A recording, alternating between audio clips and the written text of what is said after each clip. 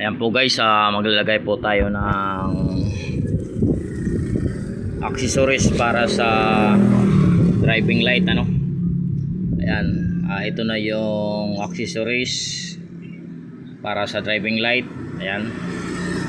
Ito yung pinaka output, yung kulay blue. At ito naman yung galing ng battery, itong mahaba. Ayan, kung makita nyo may fuse po ito. Ayan. Yan po yung fuse ano. Ito po yung sa number 30. Yan po yung may fuse ano. At ito naman yung sa accessories. Ayan. Bali ito po yung ilalagay natin sa accessories. Pag on ng switch, tsaka pa lang magkaroon ng ilaw or kuryente, papasok ng kuryente dito sa relay. Ayan. At ito naman yung kulay green, ito yung ground, papuntang battery. Ayan, papuntang battery ito. Ayan, yung dalawa na yan, yung positive at negative. Yung isa naman na ground, papuntang ano, ito naman yung papuntang driving light. Dahil sa driving light may kukonek tayong ground doon ano, dito sa driving light. Ayan, kung makikita nyo, buksan muna natin to para ayan, dito. Ayan, kung makikita nyo, dito sa driving light may makikita kayo dito. Ayan, yung kulay itim, yan po yung ground ano. Ayan. Tapos ito, yung kulay yellow, ito naman yung kanyang low. Ito naman yung high, at ito naman yung high, low. Yung light, white, yellow. Ayan, magkasabay po ito, itong puti na ito. Kaya apat yung wire ng kanyang driving light ano, harness natin. Ngayon itong ginawa ko, plug and play lang ito doon sa Honda EDV ano, plug and play lang ito. Yan, yan, hininang ko ng maayos para mas maganda. Yan, plug and play lang ito, kaya hindi ko pa binuksan doon yung EDV. Bali pag na-organize ko na yung wire, tsaka ako napalutin ito. Ayan, tapos ilagay ko na doon sa EDV. Ayan, subaybayan nyo lang. Ilalagay ko, buksan ko muna yung EDV na yan. Okay. At ito naman guys, may driving light, may driving switch po tayo ano. Bali yung binili niya is isa lang. Bali kulang pa ito ng isa dahil yung kanyang driving light ay apat. Bali high and low lang ito. Yung kulay, yung sabay na kulay puti, ayan, dahil dito nagkasabay yung yellow at puti. Mag-request tayo ng isang ano pa, isang switch. Ayan, mag-request tayo ng isang switch dahil kulang ito. Kailangan dalawa dahil apat yung wire. Kasi yung kanyang i-control is yung high and low. Ito, high, low. Yan lang po yung makokontrol ng isang switch ano. Bali dito sa isang kulay, dito sa kulay white, dito sa kulay white na wire, kailangan ng isang connection pa no, para dalawang switch ang gagamitin natin na domino switch ano. Ayan, dahil apat yung wire. Okay, kusan muna natin si sir para bumili ng isang ano, isang domino switch. Ayan, dahil kulang yung domino switch na bilhin niya, dahil hindi niya alam yung connection. Apat pala yung kanyang wire. Ayan. Ayan po guys, napagapang na natin yung wire ano, yung dalawang wire papunta doon sa may battery.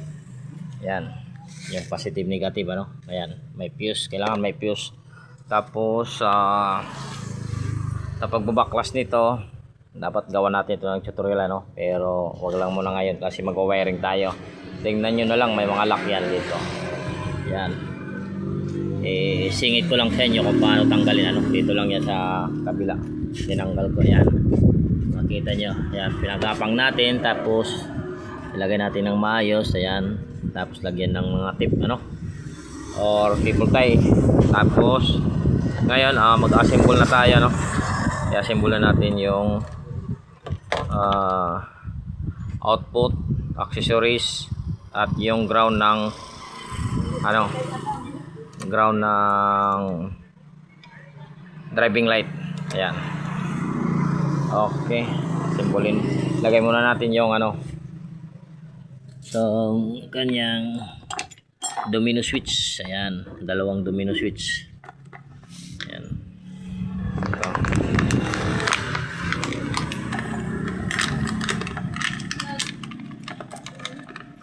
Ayan.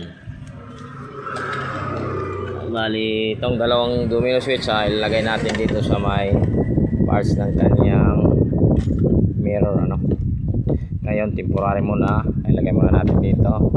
Tapos ipagapang natin doon.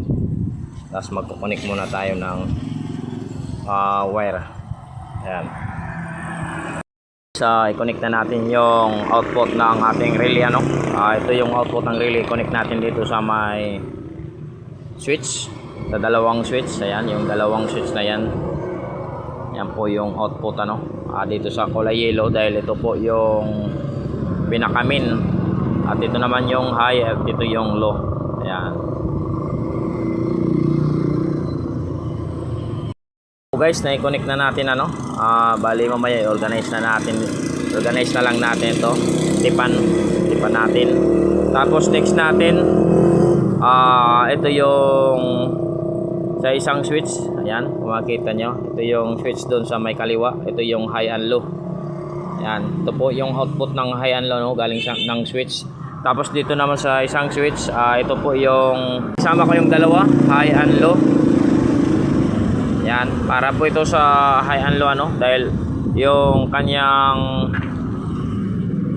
tawag dito, apat po ito. Ayan, kung makita nyo. Ayan, apat po ito. Bali dito sa driving light, dito po yan. Ilagay ko yung puti dyan sa pinagsama kong pula no.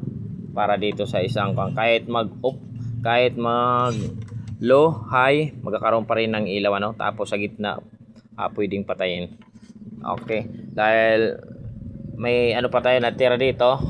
Itong natira para po ito sa high and low. Yan yung kulay yellow at pula para dito. Yan. Tapos ito yung ground. Ito yung pinaka ground. Dito yan sa may yan, sa kulay green yung kanina sa may relay. Ayan po. Dito po yan, yung kulay itim para sa ground. Okay, organize na natin para mabilis. Oo. Ayan po guys, nagabihan na kami. Yan po yung ginawa natin ngayon ano. Ayan, na-install na. Ano mo yung high? High, ayan, may high. Yung sa dalawahan, sa low, yellow white. Ayan, yellow white.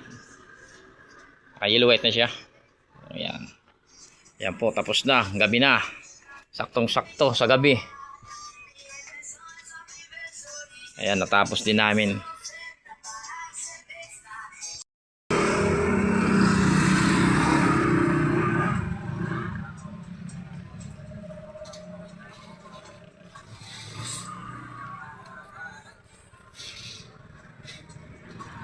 Sorry.